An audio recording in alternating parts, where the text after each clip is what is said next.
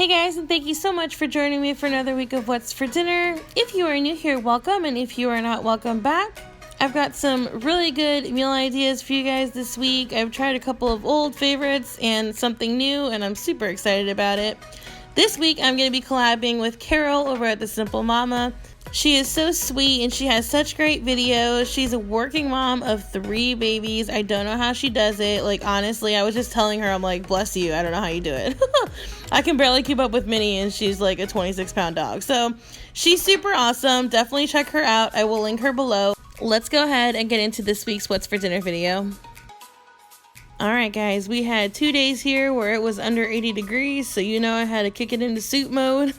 I gotta tell you, I loved this. I made lasagna soup. I can't believe, like, I'm kicking myself that I've never made this. This was so amazingly good.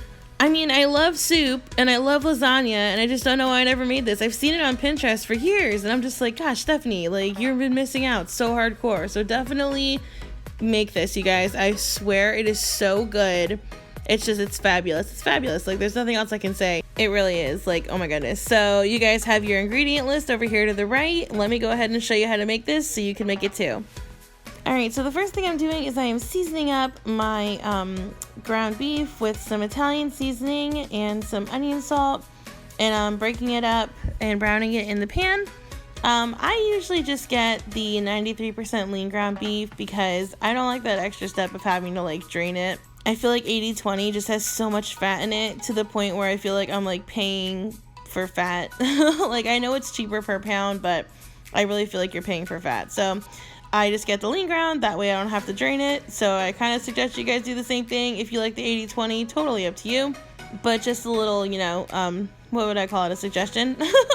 I don't want to say advice because it's not like really advice, it's just what I do. So I'm going to go ahead and add in my onions to this now once my meat is browned, and cook those up just a little bit before I start adding in my garlic. I always add in my garlic after I've added something else into the pot so I don't burn it. And I'm just going to get all this cooking together in the pan, and just so you guys know, it smells so good.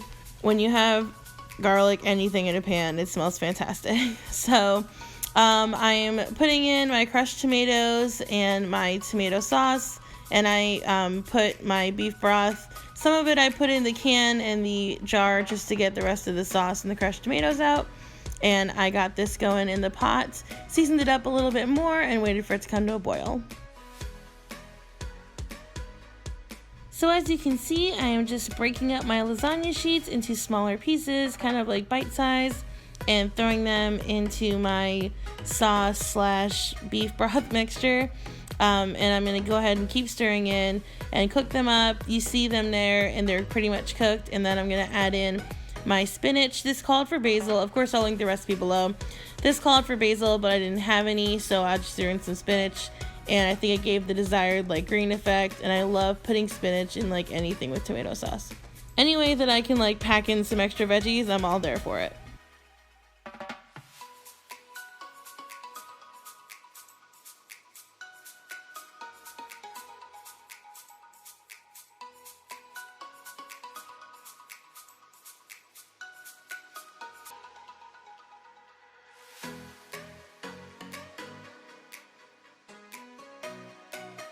So I'm going to just let this continue to boil a little bit and sit and let that spinach continue to boil down. And then I'm going to go ahead and add in some heavy whipping cream. I just did a couple of turns around the pan. I didn't want it to be like too light, so I didn't put too much in there. And then I just went ahead and added in some Parmesan cheese and stirred that in. And then I also added some mozzarella cheese and stirred that in as well. Can you tell why this is so good? I mean, honestly, the cheese itself, but yes, oh guys, it was so good. I cannot wait for you to try this. Alright guys, so this is the finished product. I don't know why I say product, the finished dish, I guess. I just put a little dollop of ricotta on top and some parsley flakes just to make it look beautiful. And I also had some of the Texas toast breadsticks there on the side with it. Those are actually really good. I had never used those before. Super delicious. But yeah, this is it, you guys. I really hope you make this one. This was so good. Alright guys, so no big like recipe for this one. I'm just making a steak dinner. So I have 2 New York strip steaks in the back, and I'm going to be making those with a pan sauce, like an onion cream pan sauce, creamy onion pan sauce, whatever makes that sound more appetizing. It's really good though. I will show you guys how I make that. And I'm going to be making that with some oven smashed potatoes. You will need cooked potatoes for this, so I had mine finished because I made them during my meal prep earlier this week. But you can definitely just boil some small potatoes for about 20 minutes and drain them really well, and they'll be good to go. And then off to the side here, I just have my little mini zucchini that are steamed in the bag from Trader Joe's. So I'm gonna go ahead and show you how I make this dinner.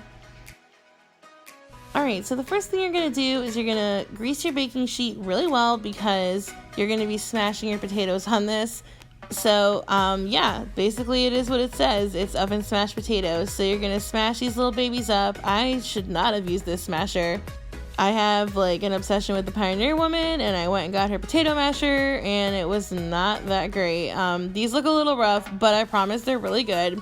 This looks the best with the little like square potato masher things, but anyway, I suppose if you have like Hulk strength, you can do this with like forks, but that doesn't work for me. So I'm just smashing them with this potato masher, but lightly smash them, and make sure I had to like, these look, I know they look bad, you guys, but they're so good.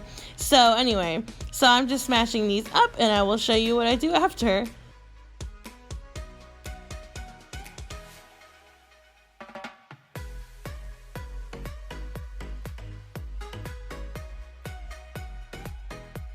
Alright, so now that these are all smashed up, I'm going to go ahead and season them up and put them in a 425-degree oven for 25 minutes. Alright, so I have a super hot pan going, and I am seasoning up my steak with the Montreal steak seasoning, and I put that seasoned side down and season the other side. And I'm going to probably cook these for about 3 minutes on each side, 3.5, because we like our steak medium. So, I didn't get like the brownness that you would see like on the grill or whatever, but you guys are gonna see. So I put in a little bit of water. Do not yell at me and kick me out of the steak club. I promise this makes them look like really, really good. And I don't know, I feel like it cooks them well, and it just gets the seasoning nice and in there. So you obviously don't have to add the water if you don't want to. It's totally on you. Look how nice it makes it look. I love it. So that's just me. I do that. You guys don't have to do that, but that's how I make my steak.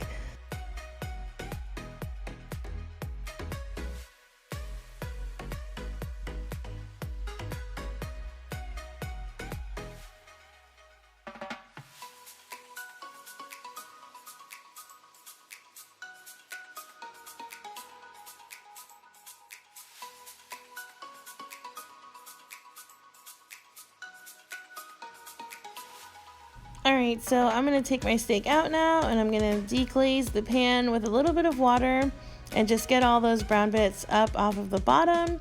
And then I'm going to let that boil a little bit together and add in my very, very thinly sliced onions and let those go for a little bit until they're soft. So at this point, I'm going to add a little bit of Worcestershire sauce, and just want to get like the onions with that nice flavor from that like meaty flavor, beefy flavor. And I'm going to continue to kind of like push these around the pan. You see they get like nice and brown, and then this is when I'm going to add in my cream, and I'm going to go ahead and just mix that all together and let it simmer down a little bit. So while this is simmering away, I'm going to add a little bit of garlic powder just for a little bit of extra flavor, with a little bit of salt. It's got enough pepper from the seasoning from the steak, and I'm just going to let this keep going.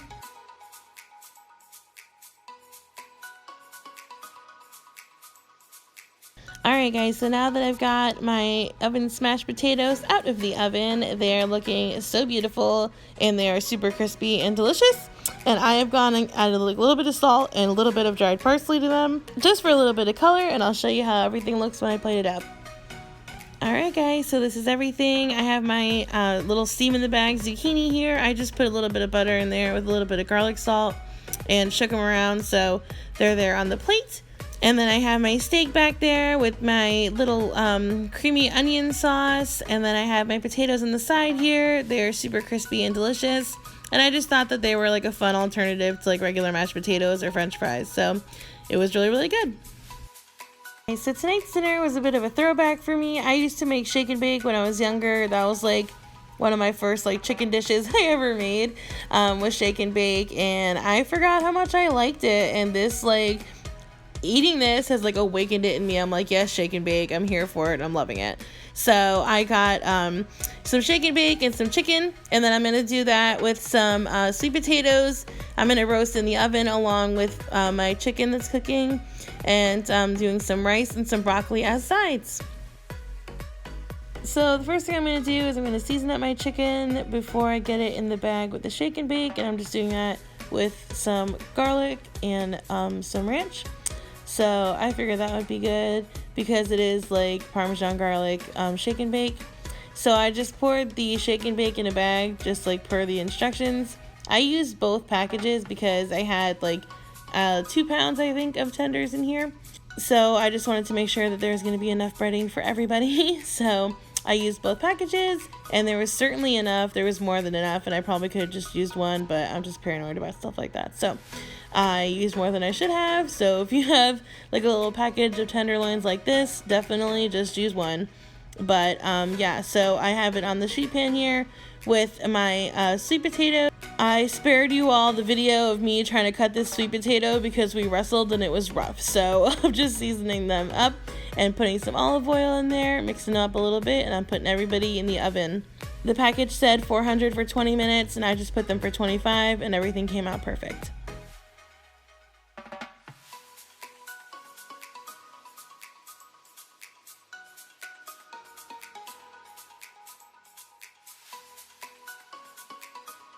So while that's in the oven, I'm just going to go ahead and prepare the rice according to package directions. This was like the family size package of rice because they gave it to me instead of the one that I ordered from Walmart grocery pickup. This made a ton of rice, you guys. Oh my gosh. Like, I'm going to have to use this on one of my meal prep days because it literally made like 6 or like 7 servings. It was so much, but it was really, really good. It's the chicken, I think it's like the chicken flavored rice. Really, really good. And super easy, which is also amazing. Alright guys, so this is everything all plated up. I've got my shake and bake chicken, which is so fabulous, you guys. Honestly, skipping the whole flour, egg, breadcrumb thing, fantastic. Just throw it in a bag, shake it around, and bake it. Super great. It was also super great that I was able to bake my sweet potatoes at the same time. I love that. So, super convenient. Speaking of convenient, got my steam in the bag broccoli, so I got that there, and my rice, super easy, super delicious. I love it. Alright guys, so for the last meal of the week, I made a stuffed pepper casserole / one pot meal. I thought it had to be like in a casserole dish to be a casserole, but whatever. I'm sticking with this one pot thing, and you guys know I love a good one pot. Everybody loves the one pot because you make it with one pot. Less dishes, less effort. I'm here for it. Yes. Yes, for all of us. So one thing I will say is the recipe, which I will link below, did ask for rice, and I don't know, I thought I had rice and I did not. So I just subbed it out for orzo, which I think I like low-key liked better. So I'm definitely going to use the orzo instead of rice from now on. So, you know, happy accidents. Use whatever you can in your kitchen, and 10 times out of 10, it's going to turn out better. So, yeah, let's go ahead and get into this. Alright, so the first thing I'm going to do is I'm going to go ahead and brown up some ground beef, and I'm just seasoning that with some Italian seasoning and some garlic powder.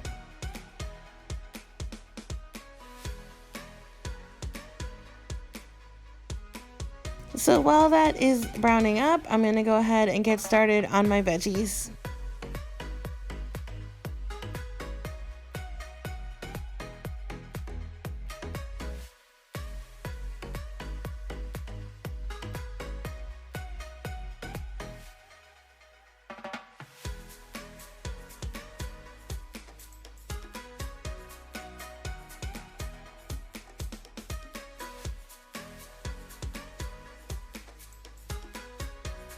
So I will say, as usual, I just looked at the recipe and what it was, and I'm kind of like doing my own thing.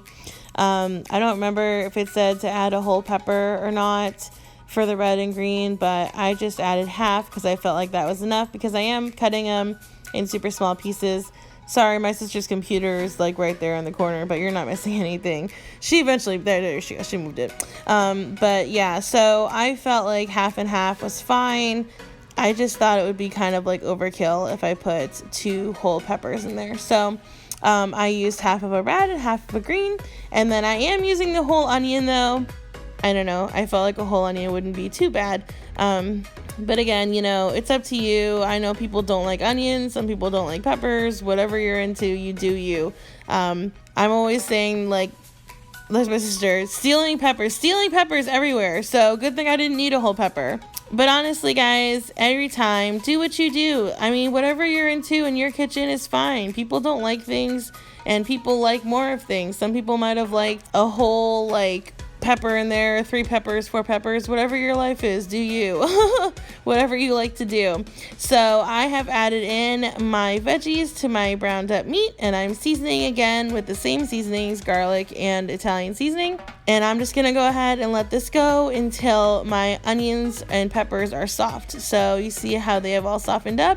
And I'm adding in my can of diced tomatoes and my little 8-ounce can of tomato sauce, as well as my 1 cup of orzo and 2 cups of broth. And I'm stirring that all up, and I'm gonna go ahead and let that cook up. I'm gonna cover it up for 7 minutes, and then I'm gonna let it go without the top on for another 7. So now that my orzo is looking exactly the way I want it to, it's all nice and cooked and delicious, I'm gonna go ahead and make it even more delicious and add some cheese. I used the whole bag for the top. This is a 5-quart pan, so maybe if I made it in a smaller pan, I wouldn't have needed so much to like cover the surface. But I'm gonna go ahead and put the top on this. I've turned the heat off, and the cheese will melt gradually. And doesn't it look magnificent, you guys? Oh my goodness. There are a few things more beautiful than the sight of melted cheese. I have myself convinced. I can't, you guys. I had my flu shot today, and I'm feeling a little loopy, and that's what we're gonna blame it on, and not because I'm just weird. But I'll show you what this looks like all plated up. So this is it, all in the plate, a 1-pot meal, and it's just so good, you guys. Super delicious. Definitely on the comfort food scale. I don't know, I really am into this. Stuffed pepper casserole, make it if you can. I know that the lasagna soup was like kind of similar in that it was like tomato based and ground beef with pasta. But I had good intentions, guys. I was gonna use the rice, I just didn't have any. So like I said, happy accident. This is really good. Alright guys, that's gonna do it for me this week. Thank you so much for watching. I really hope that you guys got some dinner inspiration here, and that you definitely try at least one of these, preferably the lasagna soup. If you like this video, don't forget to give it a thumbs up, and definitely don't forget to check out Carole's channel, The Simple Momma. I know you guys will absolutely love her channel, so definitely, like I said, it's linked below. Don't forget to check it out. I hope you guys have a blessed and awesome week.